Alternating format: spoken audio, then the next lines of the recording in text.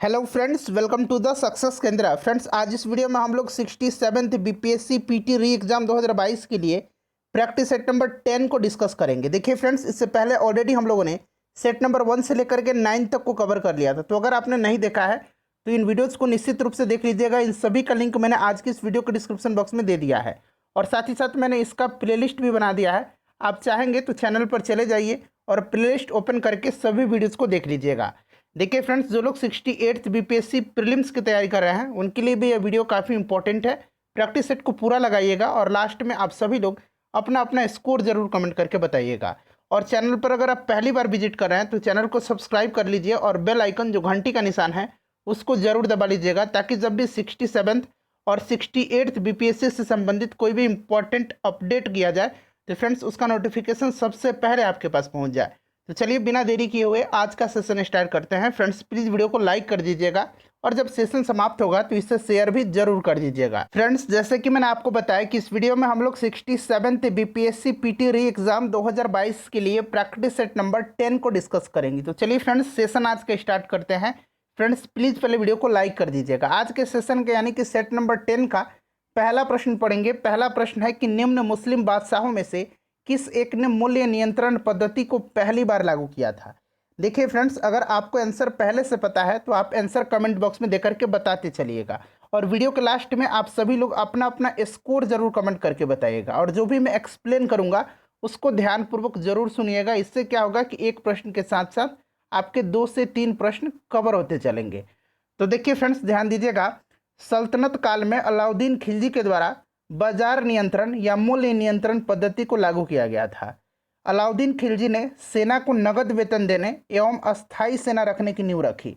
घोड़ा दागने एवं सैनिकों का हुलिया लिखने की प्रथा का शुरुआत इसी ने किया था। राइट आंसर इसका ऑप्शन नंबर ए हो जाएगा, अलाउद्दीन खिलजी। नेक्स्ट क्वेश्चन है कि इब्न बतूता भारत में किसके शासन काल में आया था। तो इब्न बतूता जो था यह मोरक्को का यात्री था जो मोहम्मद बिन तुगलक के शासन काल में भारत आया था और 1342 ईस्वी में सुल्तान ने इसे अपने राजदूत के रूप में चीन भेजा था। इसकी प्रसिद्ध पुस्तक कौन सी है? रहला है। ध्यान रखेंगे, राइट आंसर इसका मोहम्मद बिन तुगलक हो जाएगा। चलिए अगला प्रश्न है। और फ्रेंड्स, हम लोगों ने 67th बीपीएससी पीटी री एग्जाम के लिए और साथ ही साथ 68th बीपीएससी के लिए एक नया हम लोगों ने सीरीज स्टार्ट किया हुआ करंट अफेयर का। देखिए, डेली सुबह में 10 बजे के आसपास ये वीडियो अपलोड किया जाता है। तो 2 हम लोगों ने वीडियो कवर कर लिया है करंट अफेयर के इंपॉर्टेंट क्वेश्चंस को। पिछले 1 साल के इंपॉर्टेंट करंट अफेयर्स को मैं कवर करवा रहा हूँ। तो अगर आपने नहीं देखा है तो उनको भी देख लीजिएगा, लिंक डिस्क्रिप्शन में मिल जाएगा।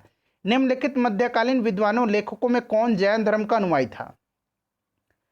तो राइट आंसर इसका हो जाएगा हेमचंद्र सूरी। हेमचंद्र सूरी जो था यह मध्यकालीन विद्वान लेखकों में जैन धर्म का अनुयायी था।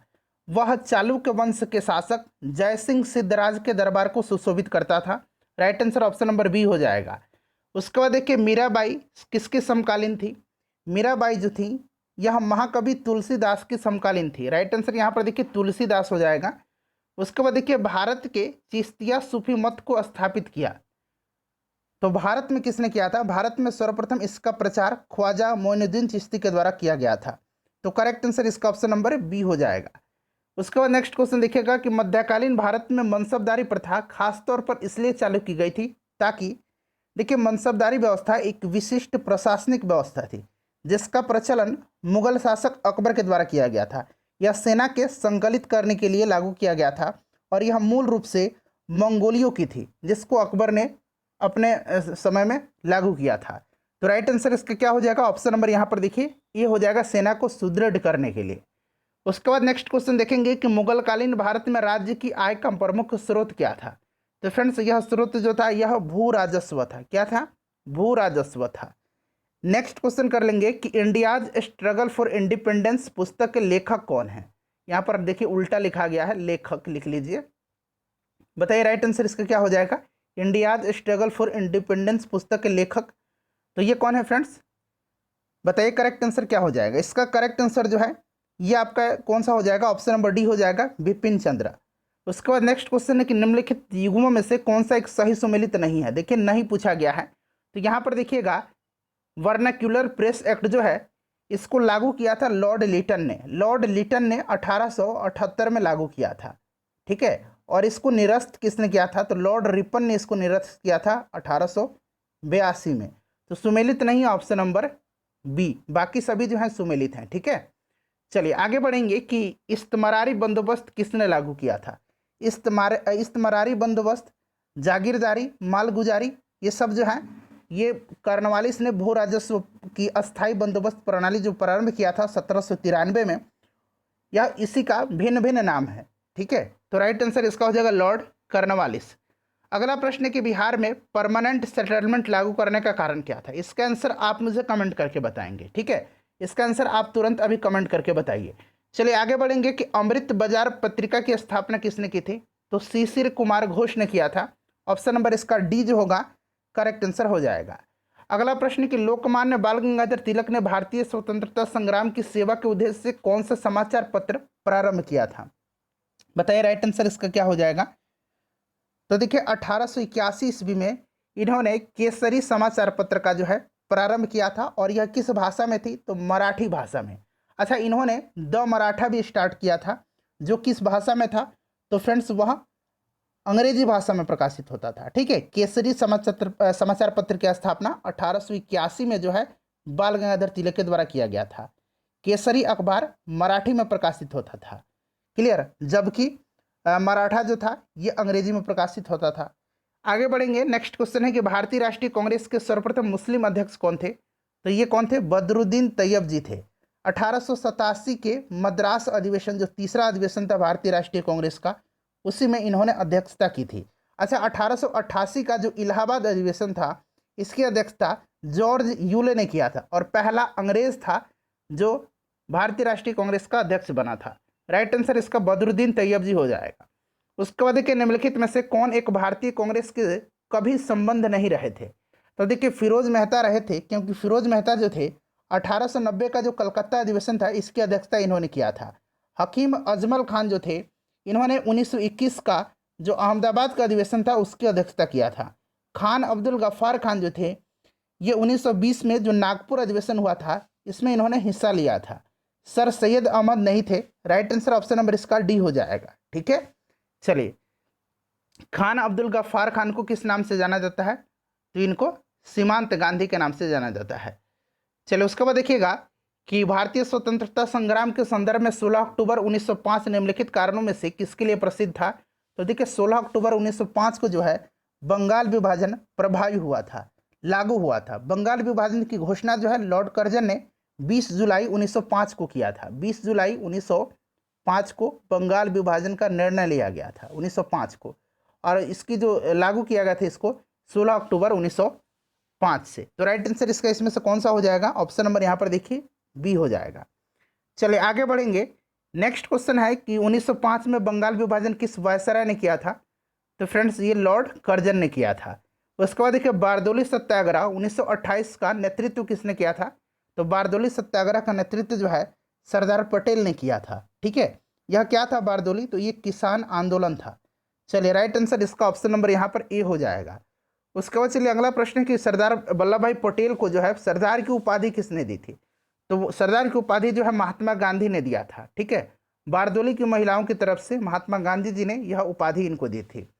उसके बाद देखिए भूदान आंदोलन किसने प्रारंभ किया था? भूदान, ग्रामोदान, यह आंदोलन जो है विनोबा भावे के द्वारा शुरू किया गया था। साबुन के पतले झाग में चमकदार रंगों का बनना किस परिघटना का परिणाम है? बताइए इसका राइट आंसर क्या हो जाएगा? तो फ्रेंड्स इसका करेक्ट आंसर हो जाएगा बहुलित परावर्तन और व्यतिकरण। राइट आंसर इसका ऑप्शन नंबर ए हो जाएगा। उसके बाद देखिए रमन प्रभाव का प्रकाश की उन किरणों से संबंध है जो आर पार जाती है। तो करेक्ट आंसर इसका क्या हो जाएगा? इसका जो करेक्ट आंसर हो जाएगा ये हो जाएगा सभी पारदर्शी माध्यम से जाती है, उन्हीं से संबंध है। उसके बाद देखिए प्रकाश में 7 रंग होते हैं, रंगों को अलग करने का तरीका क्या है?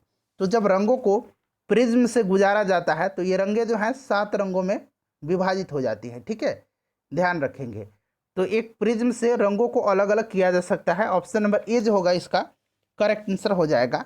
उसके बाद देखिएगा कि अस्पष्ट दूरी की यानी कि स्पष्ट दृष्टि की न्यूनतम दूरी पूछा गया है सेंटीमीटर में। तो आपको पता है कितना होता है? तो ये 25 सेंटीमीटर होता है। कितना होता है? 25 सेंटीमीटर होता है। परम शून्यता क्या है, यानी कि एब्सोल्यूट जीरो टेम्परेचर क्या है, तो वह न्यूनतम संभव ताप है तथा इससे कम ताप कोई भी संभव नहीं है। ठीक है, तो राइट आंसर सैद्धांतिक रूप से न्यूनतम संभव ताप। उसके बाद देखिए, निम्नलिखित तत्वों में से कौन सा एक पृथ्वी पर जीवन की उत्पत्ति के लिए मूलतः उत्तरदायी था। तो कौन सा उत्तरदायी था, तो देखिए जो उत्तरदायी है ना वो कौन कौन से हैं, तो वो आपके कार्बन है, हाइड्रोजन है, नाइट्रोजन है, ऑक्सीजन है, फॉस्फोरस है और सल्फर है। तो यहाँ पर देख लीजिएगा कार्बन, हाइड्रोजन और नाइट्रोजन, ये जो युग्म दिया गया है बिल्कुल करेक्ट दिया गया है। उसके बाद देखिए, प्रथम विश्व युद्ध में निम्नलिखित में से किस एक का रासायनिक आयुध के रूप में प्रयोग किया गया था, तो फ्रेंड्स मस्टर्ड गैस का इस्तेमाल किया गया था। किसका, मस्टर्ड गैस का इस्तेमाल किया गया था। ठीक है, ऑप्शन नंबर इसका सी राइट आंसर हो जाएगा, रासायनिक हथियार के रूप में इसका इस्तेमाल किया गया था। उसके बाद देखिए, बुलेट प्रूफ पदार्थ बनाने के लिए निम्नलिखित में से कौन सा बहुलक प्रयुक्त होता है, तो बुलेट प्रूफ बनाने के लिए जो है पॉलीकार्बोनेट्स का इस्तेमाल किया जाता है। तो राइट आंसर यहाँ पर देखिए ऑप्शन नंबर इसका डी हो जाएगा। आगे बढ़ेंगे कि निम्नलिखित में से किसके निर्माण में फिनॉल का प्रयोग किया जाता है, तो किसके निर्माण में फिनॉल का प्रयोग किया जाता है, तो फ्रेंड्स ये किया जाता है बेकेलाइट के। ठीक है, बेकेलाइट के। राइट आंसर इसका क्या हो जाएगा, ऑप्शन नंबर यहाँ पर देखिए डी हो जाएगा। ठीक है, देखिए राइट आंसर इसका क्या हो जाएगा, ऑप्शन नंबर डी हो जाएगा, बेकेलाइट। उसके बाद चलिए अगला प्रश्न है, मिलान करना है। लैक्टिक एसिड जो है पाया जाता है कहाँ पर, तो दूध में हो जाएगा। एसिटिक एसिड जो है सिरका में, सिट्रिक एसिड जो है नींबू में, और ब्यूटायरिक एसिड जो है यह दुर्गंध युक्त मक्खन में। क्लियर, तो ये आपका मिलान कर लीजिएगा। राइट आंसर इसका क्या आ जाएगा, बताइए इसका करेक्ट आंसर क्या हो जाएगा। अब यहाँ से आप लोग इसको मिलान कर लीजिएगा। ठीक है, इसका करेक्ट आंसर आप लोग मिलान कर लीजिएगा। देखिए निम्नलिखित में से किस एक को विस्फोटक की तरह से प्रयोग किया जाता है, तो विस्फोटक की तरह प्रयोग किया जाता है नाइट्रोग्लिसरीन को। ठीक है, ट्राई नाइट्रोग्लिसरीन आपने पढ़ा होगा, टीएनटी जिसको कहा जाता है। ठीक है, चलिए आगे बढ़ेंगे। अगला प्रश्न है हमारा कि कार के इंजन में नॉकिंग से बचने के लिए निम्न में से कौन प्रयोग में लाया जाता है। तो देखिए कार की इंजन में नॉकिंग से बचने के लिए टेट्रा एथिल लेड का इस्तेमाल किया जाता है। ऑप्शन नंबर यहाँ पर देखिए टेट्रा एथिल लेड होना चाहिए, थोड़ा सा यहाँ पर उल्टा दिया गया है। चलो उसके बाद देखिएगा कि टेट्रा इथाइल लेड पेट्रोल में मिलाया जाता है। इसका करेक्ट आंसर क्या हो जाएगा, बताइए। इसका करेक्ट आंसर हो जाएगा इसके एंटी नॉकिंग रेटिंग, यानी कि अपस्फोटन दर को बढ़ाने के लिए।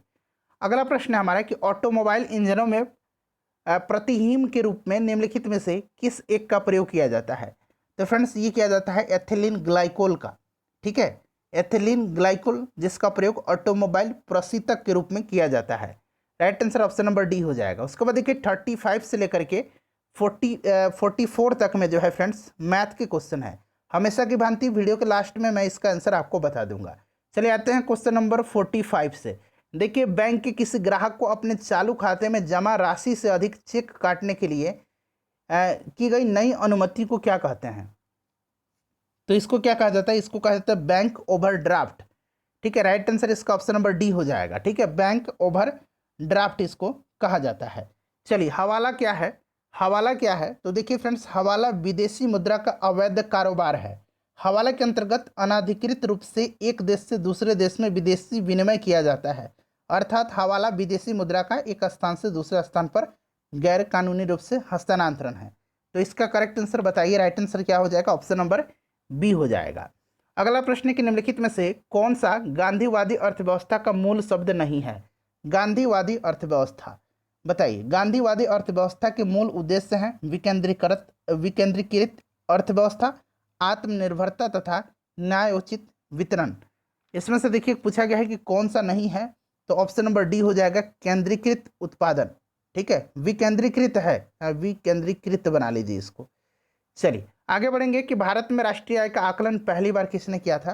तो पहली बार दादा भाई नौरोजी ने किया था, जबकि पहला साइंटिफिक कैलकुलेशन वैज्ञानिक गणना पूछेगा तब आपका हो जाएगा VKRV राव ने, लेकिन पहली बार जो है दादा भाई नौरोजी ने किया था। ठीक है, उन्होंने अपनी पुस्तक poverty and un-British rule in India में प्रति व्यक्ति वार्षिक आय 20 रुपये बताई थी। चलिए अगला प्रश्न है कि किसी वस्तु के मांग वक्र के अनुसार गतिशीलता किसमें आय परिवर्तन के कारण होती है। तो फ्रेंड्स ये किसके कारण होती है, तो यह गतिशीलता उपभोक्ताओं की आय में आय परिवर्तन के कारण होती है। तो उपभोक्ताओं की आय हो जाएगा इसका right answer, option number A हो जाएगा करेक्ट आंसर। उसके बाद चलिए अगला प्रश्न है कि निम्नलिखित में से किसका प्रयोग अपक्षपात वक्र के झुकाव के मापने के लिए किया जाता है। तो ये किया जाता है प्रतिस्थापन की सीमांत दर। ऑप्शन नंबर इसका बी राइट आंसर हो जाएगा।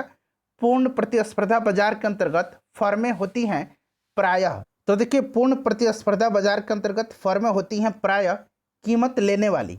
तो राइट आंसर यहाँ पर ऑप्शन नंबर इसका सी हो जाएगा, कीमत लेने वाली होती हैं। अगला प्रश्न है कि मूल लागत किसके बराबर होती है? मूल लागत परिवर्ती लागत में प्रशासनिक लागत का योग होता है। ठीक है, तो परिवर्ती लागत में प्रशासनिक लागत का योग, option number A right answer इसका हो जाएगा। उसके बाद देखिए कि धर्म आधारित जनगणना 2011 के अनुसार बिहार राज्य में हिंदुओं की जनसंख्या कितना प्रतिशत है? तो फ्रेंड्स ये आपका है 82.69%। ठीक है, वहीं मुस्लिमों का अगर पूछा जाएगा तो मुस्लिमों का भी याद रखना है 16.87%। ठीक है, चलिए आगे बढ़ेंगे कि हाल ही में हुए बिहार पंचायत चुनाव में कितने पदों के लिए चुनाव कराए गए? तो सबसे पहले तो इस प्रश्न का आंसर जान लीजिएगा। ये 6 पद थे। कौन कौन से? तो सरपंच 1 पंच 2 पद हो गया, मुखिया 3 पद, पंचायत समिति का सदस्य, वार्ड सदस्य, जिला परिषद का सदस्य। तो ये 6 पद थे। उसके बाद देखिए हाल ही में हुए बिहार पंचायत चुनाव में मुखिया के पद के लिए नामांकन शुल्क कितना निर्धारित किया गया था? तो ये किया गया था 1000 रुपया। तो 6 और 1000 देखिए कहाँ पर दिया गया है, 6 और 1000, ये वाला है 6 हो जाएगा। ठीक है, 6 और 1000, यानी कि ऑप्शन नंबर इसका डी हो जाएगा करेक्ट आंसर। उसके बाद देखिए निम्नलिखित शब्दों में से कौन सा शब्द 42वां संविधान संशोधन के द्वारा प्रस्तावना में जोड़ा गया था? तो आपको पता है कि 42वां संविधान संशोधन 1976 में हुआ था और इसमें समाजवादी, पंथ निरपेक्ष और अखंडता शब्द जोड़े गए थे। तो इसका करेक्ट आंसर कौन सा हो जाएगा? ऑप्शन नंबर यहाँ पर देखेंगे तो 1 और 3 समाजवाद और पंथ निरपेक्ष, option number B right answer इसका हो जाएगा। उसके बाद देखिए निम्नलिखित शब्दों में से कौन सा शब्द सन 1975 में भारतीय संविधान की प्रस्तावना में सम्मिलित नहीं था?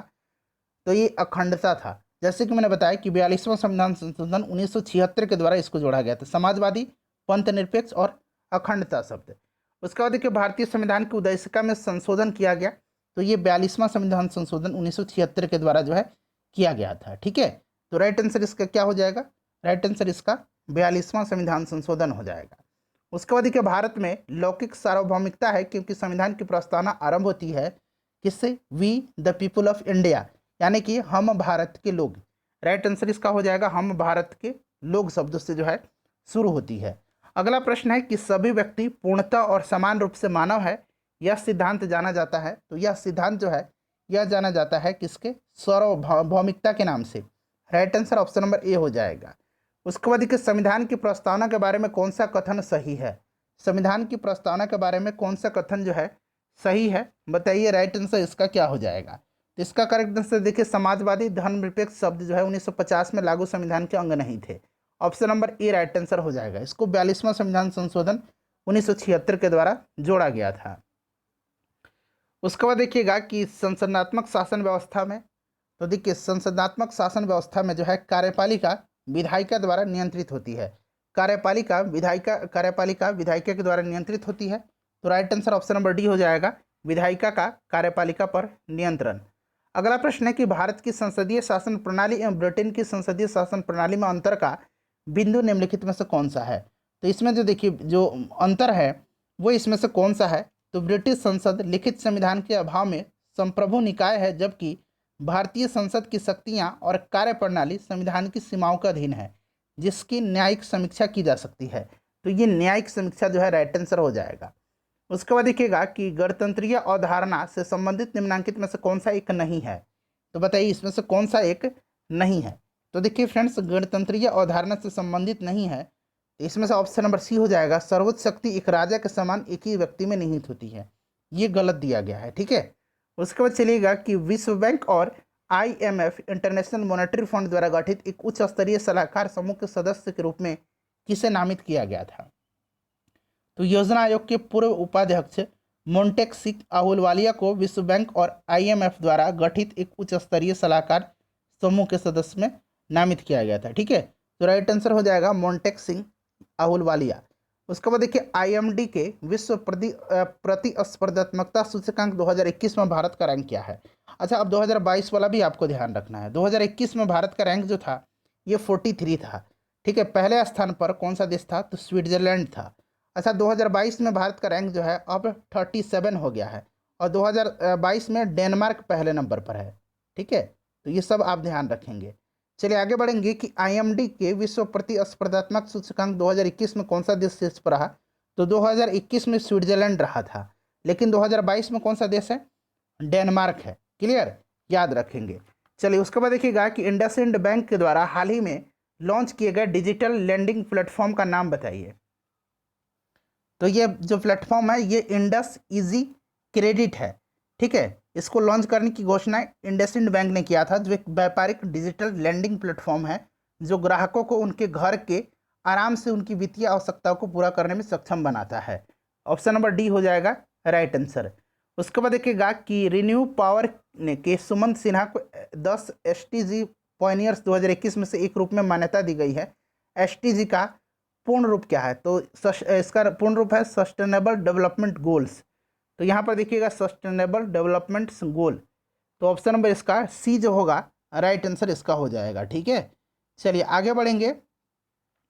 तो 68 का ऑप्शन नंबर यहाँ पर सी जो होगा करेक्ट आंसर हो जाएगा। अगला प्रश्न है 69 नंबर, देखिए कि प्रसिद्ध जम्मू स्थित इस्लामी विद्वान मुफ्ती फैज उल वाहिद का हाल ही में निधन हो गया है। उन्होंने सबसे पहले कुरान का किस भाषा में अनुवाद किया था। देखिए जून में इनका निधन हो गया, जून 2021 में। और देखिए इन्होंने जो है गोजरी भाषा में अनुवाद किया था। ठीक है, गोजरी भाषा, option number D right answer हो जाएगा। उसके बाद देखिएगा कि स्नोफ्लेक द्वारा निम्नलिखित में से किस डिजिटल समाधान कंपनी को global innovation partner of the year के रूप में मान्यता दी गई है। तो राइट आंसर इसका क्या हो जाएगा, तो वैश्विक प्रौद्योगिकी परामर्श और डिजिटल समाधान company Larsen and Toubro infotech को डेटा क्लाउड कंपनी स्नोफ्लेक द्वारा वर्ष के वैश्विक नवाचार भागीदार के रूप में मान्यता दी गई है। तो ये आपका लार्सन एंड ट्यूब्रो इन्फोटेक हो जाएगा। निम्नलिखित में से किस राज्य केंद्र शासित प्रदेश ने हाल ही में जहां वोट वहां टीकाकरण कार्यक्रम शुरू किया है। तो फ्रेंड्स ये किया था किसने, तो राइट आंसर इसका क्या हो जाएगा, दिल्ली की गवर्नमेंट ने। ऑप्शन नंबर यहाँ पर देखिए डी हो जाएगा। संघर्ष में यौन हिंसा उन्मूलन के लिए अंतर्राष्ट्रीय जो दिवस है हर साल किस दिन विश्व स्तर पर मनाया जाता है। तो फ्रेंड्स यह मनाया जाता है कब, तो राइट आंसर इसका क्या हो जाएगा बताइए, 19 जून के दिन मनाया जाता है। ठीक है, देखिए मिल्खा सिंह का कोरोना वायरस से निधन हो गया था, वह क्या थे, तो एक प्रसिद्ध धावक थे। इनको फ्लाइंग सिख के नाम से जाना जाता है। उसके बाद देखिए 2021 land for life award Rajasthan के खालिस्तान द्वारा जीता गया है। यह एक अनूठी अवधारणा है जो एक पेड़ को एक परिवार से जोड़ती है, जिसे यह एक हरा परिवार का सदस्य बन जाता है। बताइए राइट आंसर इसका क्या हो जाएगा। तो देखिए friends land for life award Rajasthan के पारिवारिक वानिकी द्वारा जीता गया है और यह एक अनूठी अवधारणा है जो परिवार के साथ एक पेड़ को जोड़ती है, जिससे एक हरा परिवार का सदस्य बन जाता है। तो राइट आंसर इसका क्या हो जाएगा बताइए, करेक्ट आंसर इसका क्या हो जाएगा। इसका करेक्ट आंसर जो है आपका ऑप्शन नंबर बी हो जाएगा, फैमिली फॉरेस्ट्री। ठीक है, फैमिलियल फॉरेस्ट्री। उसके बाद देखिएगा कि आयरलैंड के उस ऑलराउंडर का नाम बताइए जिन्होंने अंतर्राष्ट्रीय क्रिकेट मैचों से संन्यास की घोषणा की है, एक दिवसीय अंतर्राष्ट्रीय क्रिकेट मैच से। तो फ्रेंड्स ये ओब्रायन है। ठीक है, राइट आंसर केविन ओब्रायन हो जाएगा। चलिए अगला प्रश्न कर लेंगे कि भारतीय रिजर्व बैंक ने एक लघु वित्त बैंक स्थापित करने के लिए खालिस्तान दिया गया है को सैद्धांतिक मंजूरी दे दी है जो संकटग्रस्त पीएमसी बैंक का अधिग्रहण करेगा। तो आरबीआई ने Centrum financial services limited CFSL ठीक है, इसको एक छोटा वित्त बैंक स्थापित करने के लिए सैद्धांतिक मंजूरी दे दी है। तो राइट आंसर इसका ऑप्शन नंबर डी हो जाएगा। उसके बाद देखिएगा कि जाम्बिया के पहले राष्ट्रपति के रूप में कार्य करने वाले जाम्बिया के राजनेता का नाम बताइए जिनका हाल ही में निधन हो गया है। तो फ्रेंड्स ये कौन है, तो ये केनेथ कोंडा है, Kenneth Kaunda. Option number C right answer हो जाएगा। उसके बाद देखिए लैंड फॉर लाइफ अवार्ड 2021 का विषय क्या है, तो इसका विषय क्या है क्या पूछा गया। 2021 जो पुरस्कार था इसका विषय स्वस्थ भूमि स्वस्थ जीवन है। लैंड फॉर लाइफ अवार्ड 2011 में UNCCD कॉप, ठीक है, कॉन्फ्रेंस ऑफ पार्टी जो 10 हुआ था उसमें लॉन्च किया गया था। ठीक है, इससे भूमि संरक्षण और बहाली के संबंध में दुनिया का सर्वोच्च पुरस्कार माना जाता है। तो राइट आंसर इसका क्या हो जाएगा, स्वस्थ भूमि स्वस्थ जीवन। ठीक है, तो विषय क्या था इसका, option number C right answer हो जाएगा। देखिए केंद्रीय माध्यमिक शिक्षा बोर्ड यानी कि CBSE ने प्रतिवर्ष किस दिन को राष्ट्रीय पठन दिवस मनाता है, तो राष्ट्रीय पठन दिवस के रूप में सीबीएसई मनाता है 19 जून के दिन को, ठीक है। उसके बाद देखिएगा कि विश्व शरणार्थी दिवस जो है किस दिन मनाया जाता है, तो फ्रेंड्स यह 20 जून को मनाया जाता है। किस दिन मनाया जाता है? 20 जून के दिन यह विश्व शरणार्थी दिवस मनाया जाता है, ठीक है। चलिए, उसके बाद देखिए संयुक्त राष्ट्र हर साल खालिस्तान दिया गया कि विश्व स्तर पर अंतर्राष्ट्रीय योग दिवस मनाता है। तो अंतर्राष्ट्रीय योग दिवस जो 21 जून के दिन मनाया जाता है। ऑप्शन नंबर इसका डी राइट आंसर हो जाएगा। उसके बाद देखिए हाल ही में शोधकर्ताओं के द्वारा 1098 कैरेट की हीरे की खोज की गई है, जिसे दुनिया का अब तक का तीसरा सबसे बड़ा हीरा माना गया। यह हीरा किस देश में पाया गया? तो फ्रेंड्स यह अफ्रीकी देश बोत्सवाना में पाया गया है, ठीक है। बोत्सवाना सरकार और दक्षिण अफ्रीकी हीरा कंपनी डी बियर्स के बीच एक संयुक्त उद्यम द्वारा बोत्सवाना में जो है इसकी खोज की गई है। बोत्सवाना हो जाएगा राइट आंसर। देखिए इब्राहिम रईसी जो है हाल ही में किस देश का 2021 का राष्ट्रपति चुनाव जीता है? तो इब्राहिम रईसी जो है ये ईरान के अब नए राष्ट्रपति हैं। उसके बाद देखिएगा कि beyond here and other poems पुस्तक के लेखक कौन हैं? तो फ्रेंड्स ये इसके लेखक जो हैं विष्णुपद सेठी हैं। इस पुस्तक को लॉन्च किया था नवीन पटनायक ने। अगला प्रश्न है कि निम्नलिखित में से किस प्रसिद्ध लेखक की नवीनतम पुस्तक द नटमेग कर्स, उसके बाद देखिए parables for a planet in crisis के लेखक कौन है? तो इसको लिखा है अमिताभ घोष ने। आपको सिर्फ इतना याद रखना है, द नटमेग कर्स अमिताभ घोष की पुस्तक है। सतत विकास रिपोर्ट 2021 में भारत की रैंक क्या है? अब यहाँ पर देखिए 2022 में भी आपको ध्यान रखना है, ठीक है। 2021 में इसका रैंक भारत के 120वां था। 2022 में जो है भारत का स्थान अब 121वां हो गया है। ये सब आपको याद रखना है, ठीक है। चलिए, अंतर्राष्ट्रीय योग दिवस 2021 का थीम क्या था? 2021 का जो थीम था इसका वो क्या था? तो 2021 का जो थीम था फ्रेंड्स वो जो था, अब 2020 का भी याद रखना है। 2021 का थीम था इसके, बताइए राइट आंसर इसका क्या हो जाएगा? योगा फिर वेलबींग 2021 का थीम था। अच्छा 2022 का थीम क्या है? 2022 का जो थीम है यह है yoga for humanity. Yoga for humanity जो है 2022 का थीम है, योगा फॉर ह्यूमैनिटी। चलिए 21 जून के दिन मनाया जाता है। स्विस बैंकों में जमा धन के मामले में भारत का रैंक, तो देखिए अब भारत का रैंक जो है 44वां हो गया है। पहले जो था 51वां था, ठीक है। चलिए आगे बढ़ेंगे कि विश्व संगीत दिवस हर साल जो है किस दिन को विश्व स्तर पर मनाया जाता है? तो फ्रेंड्स ये हर साल जो है मनाया जाता है 21 जून के दिन। अगला प्रश्न है कि निम्नलिखित में से किसने फ्रेंच ग्रैंड प्रिक्स 2021 जीता है? तो फ्रेंड्स ये जीता है मैक्स वर्स्टपेन ने। राइट आंसर यहाँ पर देखिए मैक्स वर्स्टेपन हो जाएगा। Option number B correct answer इसका हो जाएगा, ठीक है। चलिए ये नीदरलैंड के रेडबुल के ड्राइवर हैं। अगला प्रश्न है कि ईज ऑफ लिविंग इंडेक्स 2020 में निम्नलिखित में से किस शहर को भारत के सबसे अधिक रहने योग्य शहर के रूप में नामित किया गया है? तो फ्रेंड्स राइट आंसर इसका क्या हो जाएगा? तो राइट आंसर इसका हो जाएगा बेंगलुरु को centre for science and environment द्वारा जारी ईज ऑफ लिविंग इंडेक्स 2020 में बेंगलुरु को भारत के सबसे रहने योग्य शहर के रूप में नामित किया गया है। अगला प्रश्न है कि विश्व शरणार्थी दिवस 2021 का विषय क्या है? विश्व शरणार्थी दिवस 2021 का विषय क्या है? तो 2021 और 2022 दोनों का विषय सेम ही रखा गया है, ठीक है। टुगेदर वी हील, यहाँ पर देखिए टुगेदर वी हील, ठीक है। Learn and shine, together we heal learn and shine 2021 का भी थीम है और सेम थीम 2022 का भी है। विश्व शरणार्थी दिवस कब मनाया जाता है? 20 जून के दिन मनाया जाता है। चलिए आगे बढ़ेंगे कि आचार्य विनोबा भावे के भूदान आंदोलन के प्रारंभ में निम्नलिखित स्थानों में से कौन सा उनसे संबंध था? तो करेक्ट आंसर हो जाएगा आपका कौन सा? नलगोंडा जिला, ठीक है। आंध्र प्रदेश के नलगोंडा जिला के पोंचमपल्ली गांव। तो यहाँ पर देखिए पोंचमपल्ली दिया गया है। उसके बाद देखिए गांधी जी ने जिस विदेशी पत्रकार को डांडी मार्च के समय अपने साबरमती आश्रम में ठहराया था वह कौन थे? वेब मिलर थे, जो एक अमेरिकी पत्रकार थे। वेब मिलर हो जाएगा। उसके बाद देखिए गढ़वाल रेजिमेंट के सैनिकों ने प्रदर्शनकारियों पर गोली चलाने से इनकार कर दिया था। तो किस आंदोलन के प्रदर्शनकारियों पर? तो सविनय अवज्ञा आंदोलन के जो प्रदर्शनकारी थे उन पर पेशावर में गढ़वाल रेजिमेंट के सिपाहियों ने गोली चलाने से इनकार कर दिया था। राइट आंसर इसका हो जाएगा सविनय अवज्ञा आंदोलन। अगला प्रश्न है कि लाल कुर्ती आंदोलन के नेता? तो खान अब्दुल गफ्फार खां थे। ऑप्शन नंबर इसका बी जो होगा करेक्ट आंसर हो जाएगा खान अब्दुल गफ्फार खां। चलिए आगे बढ़ेंगे, नेक्स्ट क्वेश्चन करेंगे कि निम्नलिखित प्रधानमंत्रियों में से किसने भारत में क्रिस मिशन भेजा था? तो क्रिस मिशन जो है भेजा था उस समय ब्रिटेन के प्रधानमंत्री विंस्टन चर्चिल थे। कौन थे? विंस्टन चर्चिल थे, क्लियर। और सर स्टेफोर्ड क्रिप्स के नेतृत्व में यह जो है मिशन भारत आया था। उस समय वायसराय लॉर्ड लिनलिथगो था। ऑप्शन नंबर इसका डी जो होगा करेक्ट आंसर हो जाएगा। निम्नलिखित में से कौन क्रिप्स मिशन के साथ कांग्रेस का आधिकारिक वार्ताकार थे? तो फ्रेंड्स ये पंडित जवाहरलाल नेहरू और मौलाना अबुल कलाम आज़ाद थे। ऑप्शन नंबर सी जो होगा करेक्ट आंसर इसका हो जाएगा। निम्नांकित में से किस एक्ट के द्वारा भारत के गवर्नर जनरल को अध्यादेश जारी करने की शक्ति प्रदान की गई थी? तो देखिए यह जो था इंडियन काउंसिल एक्ट 1861 के द्वारा गवर्नर जनरल को अध्यादेश जारी करने की शक्ति प्रदान की गई थी। Option number B right answer हो जाएगा। उसके बाद देखिए निम्नलिखित में से किस अधिनियम के अंतर्गत भारतीय विधान परिषद को बजट पर बहस करने की शक्ति दी गई थी? भारतीय परिषद अधिनियम 1892 के अनुसार बजट पर उन्हें अपने विचार प्रकट करने का अधिकार दिया गया था, यद्यपि यह विषय कोई प्रस्ताव रखने और सदन में मत विभाजन करने का अधिकार उन्हें नहीं देता था। तो राइट आंसर ये आपका हो जाएगा 1892 का भारत परिषद अधिनियम। अगला प्रश्न है कि 20 अगस्त 1917 के सुधारों की घोषणा को जाना जाता है।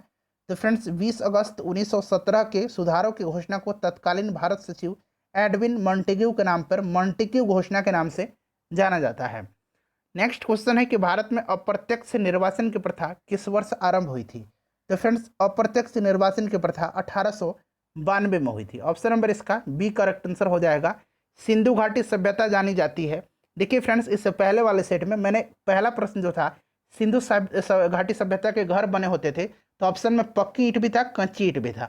मैंने आपको कच्ची ईंट बता दिया था, जबकि पक्की ईंटों के बने होते थे। हालांकि कुछ कुछ कच्ची ईंटों के भी साक्ष्य वहाँ से मिले हैं, ठीक है, तो उसको सुधार एक बार कर लेंगे आप। सिंधु घाटी सभ्यता जानी जाती है तो अपने नगर नियोजन के लिए। राइट आंसर इसका क्या हो जाएगा बताइए? अपने नगर नियोजन के लिए जानी जाती है। उसके बाद एक मोहनजोदड़ो और हड़प्पा के लिए भी जानी जाती है। इसके अलावा और बताइए करेक्ट आंसर इसमें से क्या हो जाएगा? इसके अलावा जो है अपने कृषि संबंध कार्य के लिए, अपने उद्योगों के लिए, बताइए इसका राइट आंसर क्या हो जाएगा? तो देखिए मोहनजोदड़ो अपने नगर नियोजन के लिए मेनली, और मोहनजोदड़ो और हड़प्पा के लिए जानी जाती है। तो मेरे ख्याल से तो ऑप्शन ई इसका राइट आंसर होना चाहिए, ठीक है। हालांकि वहाँ उद्योग भी थे, व्यापार भी होता था, तो ऑप्शन नंबर ई के साथ भी, ऑप्शन नंबर डी के साथ भी हम लोग जा सकते हैं, उपर्युक्त सभी के साथ, ठीक है। चलिए उसके बाद नेक्स्ट क्वेश्चन कर लेंगे। सर्वाधिक ऋग्वैदिक सूक्त समर्पित है। अच्छा, ऋग्वेद में जो है टोटल 10 मंडल हैं। कितने मंडल हैं? 10 मंडल है। 1028 सूक्त हैं जो कि यहाँ सूक्त पूछा गया है, और 10,462 जो है ऋचाएँ हैं, ठीक है, ये सब ध्यान रखेंगे। और टोटल 1028 सूक्त में से सबसे ज़्यादा 250 सूक्त जो है ये भगवान इंद्र को समर्पित हैं। ऑप्शन नंबर इसका बी राइट आंसर इसका हो जाएगा, ठीक है। चलिए आगे बढ़ेंगे। नेक्स्ट क्वेश्चन है कि जैन धर्म के संस्थापक कौन थे? तो आपको पता है कि जैन धर्म के संस्थापक ऋषभदेव थे। ये जैन धर्म के पहले तीर्थंकर थे। टोटल 24 तीर्थंकर हुए, आखिरी तीर्थंकर वर्धमान स्वामी महावीर हुए थे। उसके बाद देखिए मगध के किस प्रारंभिक शासक ने राज्यारोहण के लिए अपने पिता की हत्या की एवं स्वयं इसी कारणवश अपने पुत्र के द्वारा वह मारा गया था? तो यह अजातशत्रु था, जिसने अपने पिता बिंबिसार की हत्या किया था गद्दी के लिए, और अजातशत्रु का पुत्र जो था उदयन, इसने हत्या कर दी थी इसकी। ये हरेंक वंश के थे। चलिए आगे बढ़ेंगे कि अशोक के जो प्रमुख शिलालेख यानी कि रॉक एडिक्ट्स है वह संगम राज्य के किस विषय में हमें बताते हैं, उनमें सम्मिलित हैं, बताइए। तो इसका जो करेक्ट आंसर हो जाएगा वो आपका दूसरा और 13वां शिलालेख है, जो संगम राज्य के चोल, पांड्य, सतीविक्त और केरल पुत्र सहित ताम्रपर्णी यानी कि श्रीलंका की सूचना मिलती है इससे। तो दूसरा और 13वां हो जाएगा, जो कि ऑप्शन नंबर सी हो जाएगा। चलिए आगे बढ़ेंगे कि निम्नलिखित में से किसने राष्ट्रकूट साम्राज्य की नींव रखी थी? तो राष्ट्रकूट वंश का संस्थापक दंती दुर्ग था। कौन था? दंती दुर्ग था। चलिए उसके बाद देखिएगा, और इलोरा के प्रसिद्ध शिव मंदिर का निर्माण जो है ये कृष्ण प्रथम ने करवाया था, यह भी राष्ट्रकूट वंश का था। प्रसिद्ध नैमिषारण्य तीर्थ निम्न उपनिषदों निम्न जनपदों में से किस एक में उपस्थित है? नैमिषारण्य तीर्थ जो है यह सीतापुर में है, ठीक है, उत्तर प्रदेश के सीतापुर में। चलिए सीतापुर में है, ध्यान रखेंगे। आगे बढ़ेंगे, और यह जो है महर्षि दधीची ने देवताओं के यहीं पर अपनी अस्थियां दान की थी। चलिए आगे बढ़ेंगे कि राजतरंगिणी के लेखक कलहन के समय शासक कौन था? तो राजतरंगिणी के लेखक कौन थे? तो याद रखना है आपको कि यह कौन थे? कलहन थे। और उनके समय शासक जो था कश्मीर का वो कौन था, यह आपसे पूछा गया है। तो करेक्ट आंसर इसका हो जाएगा जय सिंह, ठीक है। उसके बाद देखिएगा कि विश्व की सर्वाधिक लंबी पर्वत श्रृंखला कौन सी है? तो फ्रेंड्स यह एंडीज पर्वत श्रृंखला है। एंडीज सर्वाधिक लंबी पर्वत श्रृंखला जो कि कहाँ पर है? दक्षिण अमेरिका में है। ठीक है, वर्ल्ड लॉन्गेस्ट माउंटेन रेंज है या दक्षिणी अमेरिका में है, दक्षिण अमेरिका, यहाँ मैं लिख देता हूँ। चलिए आगे बढ़ेंगे कि बृहत बेसिन यानी कि ग्रेट बेसिन अवस्थित है। तो ग्रेट बेसिन जो है यह अमेरिका का विशालतम ग्रेट बेसिन मरुस्थल है। ठीक है, यह अमेरिका में है। Option number A right answer इसका हो जाएगा। कालाहारी मरुस्थल जो है ये अफ्रीका महाद्वीप में है, आपको पता है। इसके अंतर्गत जो है क्षेत्र जो आते हैं इसके बोत्सवाना, नामीबिया और दक्षिण अफ्रीका में आते हैं। यहाँ पर देखिए बोत्सवाना और नामीबिया दिया गया, यानी कि 1 और 2 इसका राइट आंसर हो जाएगा। दक्षिण अफ्रीका में भी आता है, तो ध्यान रखना आपको। ठीक है, चलो उसके बाद देखिएगा कि मैकमोहन लाइन क्या है? तो भारत और चीन की सीमा रेखा है मैकमोहन लाइन। भारत और पाकिस्तान रेड क्लिफ है। चलिए आगे बढ़ेंगे कि निम्न में से अलास्का किस देश का हिस्सा है? तो अलास्का जो है यह संयुक्त राज्य अमेरिका का हिस्सा है। उसके बाद देखिए हमारे जलमंडल का सबसे बड़ा भाग कौन सा है? तो सबसे बड़ा भाग जो है हमारे जलमंडल का यह कौन सा है? तो फ्रेंड्स यह जो है यह प्रशांत महासागर है। ऑप्शन नंबर इसका सी करेक्ट आंसर हो जाएगा, प्रशांत महासागर। चलिए उसके बाद देखिए दुनिया का सबसे बड़ा ग्रीनलैंड के बाद द्वीप कौन सा है? ग्रीनलैंड सबसे बड़ा द्वीप है और इसके बाद पूछा गया है, तो इसके बाद जो है सबसे बड़ा द्वीप कौन सा हो जाएगा? इसके बाद जो है राइट आंसर आपका हो जाएगा इसमें से ऑप्शन नंबर, यहाँ पर देखिए न्यू गिनी हो जाएगा। ठीक है, न्यू गिनी हो जाएगा। उसके बाद चलिएगा कि कौन सी विश्व की सर्वाधिक गहरी झील है? तो ये जहाँ काल दिखाई दे यानी कि बैकाल झील है, सबसे गहरी झील है, साइबेरियाई क्षेत्र में स्थित है यह। चलिए आगे बढ़ेंगे कि समताप मंडल जो जेट विमानों की उड़ान के लिए आदर्श माना जाता है, क्योंकि कारण क्या है? तो देखिए समताप मंडल में कोई भी वायुमंडलीय घटनाएं घटित नहीं होती है, बिल्कुल मौसम यहाँ पर जो है सामान्य रहता है। इस परत में बादल और अन्य मौसमी घटनाएं नहीं होती हैं। ऑप्शन नंबर इसका डी जो होगा राइट आंसर हो जाएगा। उसके बाद देखिए मिलान करना है। फोन जो है ये कहाँ का स्थानीय पौन है? यहाँ क्षेत्र भी दिया गया है। तो देखिए फोन जो है यह आल्प्स पर्वत के दक्षिण ढाल से ऊपर चढ़ करके उत्तरी ढाल के सहारे नीचे उतरती है। इसका सर्वाधिक प्रभाव जो है ये कहाँ पर है? स्विट्जरलैंड में है। कहाँ पर है फ्रेंड्स? फोन का सर्वाधिक प्रभाव जो है यह आपका कहाँ पर है? स्विट्जरलैंड में है। ठीक है, चलिए तो इसको हम लोग मिलाएंगे अब, तो ये आपका हो जाएगा, यहाँ पर देख लेंगे, 1 मिनट रुक जाइए। चलिए हाँ, अब देखिए ये आपका हो जाएगा आल्प्स। अभी मैंने बताया कि यह जो है आल्प्स पर्वत की दक्षिण ढाल से, और यहाँ पर देखिए अब सीमुम जो है, सीमुम यह अरब रेगिस्तान में चलने वाली शुष्क हवा है। कुर्दिस्तान इसी रेगिस्तान के अंतर्गत आता है, कुर्दिस्तान हो जाएगा। सेंट एना जो है यह दक्षिणी कैलिफोर्निया में चलने वाली एक स्थानीय हवा है, कैलिफोर्निया हो जाएगा। और जोंडा जो है फ्रेंड्स यह एंडीज पर्वत के पूर्वी ढलान के सहारे अर्जेंटीना में प्रवाहित होती है, तो यह आपका अर्जेंटीना हो जाएगा। तो राइट आंसर 4, 2, 3, 1 यानी कि ऑप्शन नंबर बी हो जाएगा। उसके बाद देखिएगा कि टेरा रोसा का प्रारूपिक विकास उस भूभाग से होता है जिसमें, बताइए, जिसमें चूना पत्थर के अविलय अवशेष होते हैं। चूना पत्थर होता है, यानी कि ऑप्शन नंबर इसका ए जो होगा आपका करेक्ट आंसर हो जाएगा। चलिए आगे बढ़ेंगे, नेक्स्ट क्वेश्चन कर लेंगे कि निम्नलिखित में से कौन सा विश्व का सबसे बड़ा पोताश्रय है? तो ये रॉटरडम है। रॉटरडम जो है यह सबसे बड़ा पोताश्रय है, इसको आप ध्यान रखेंगे। ठीक है, रॉटरडम इसका करेक्ट आंसर हो जाएगा। उसके बाद चलिएगा अगला प्रश्न है कि गृह रक्षा वाहिनी कार्यालय एवं प्रशिक्षण केंद्र किस जिले में स्थित है? तो फ्रेंड्स यह मुजफ्फरपुर में है, मुजफ्फरपुर में है। बिहार में राष्ट्रीय उच्च पथ देश की कुल उच्च पथ लंबाई का कितना प्रतिशत है? तो फ्रेंड्स यह 4.9% है। अगला प्रश्न है कि बिहार राज्य पथ परिवहन निगम की स्थापना कब हुई थी? तो 1959 में हुई थी। नेक्स्ट क्वेश्चन है द्वितीय बौद्ध संगति कहाँ आयोजित की गई थी? तो दूसरा जो हुआ था ये वैशाली में हुआ था। पहला राजगीर में, दूसरा वैशाली में, तीसरा पाटलिपुत्र में, चौथा कुंडलवन कश्मीर में हुआ था। चलिए आगे बढ़ेंगे, नेक्स्ट क्वेश्चन कर लेंगे कि 2011 की जनगणना के अनुसार सबसे कम नगरीय जनसंख्या किस जिले में है? देखिए 2011 की जनगणना के अनुसार सबसे कम नगरीय जनसंख्या वाला जो फ्रेंड्स जिला है वह जो है शिवहर है, और सबसे ज़्यादा नगरीय जनसंख्या वाला जिला जो है पटना है। तो राइट आंसर मेरे ख्याल से शिवहर होना चाहिए था। तो यहाँ अगर निम्नलिखित लिखा होता तब यहाँ पर कोई ऑप्शन हो सकता था, लेकिन यहाँ पर शिवहर होगा, तो इनमें से कोई नहीं मेरे ख्याल से राइट आंसर होगा। एक बार आप भी कमेंट करके बताइएगा। चलिए देखिए मगध राज्य में प्रसिद्ध चिकित्सक जीवक किसके शासनकाल में था?